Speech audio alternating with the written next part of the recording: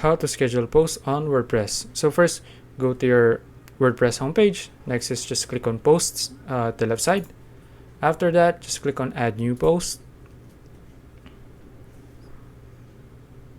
So let's just type in the title of our post. So for example, I'll just name this as example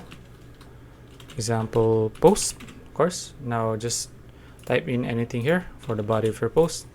After that, just click on the settings icon here at the top right corner. Then just click on publish here. It says immediately, just click on it. Then choose a date and of course a time for when you want to post or publish your post.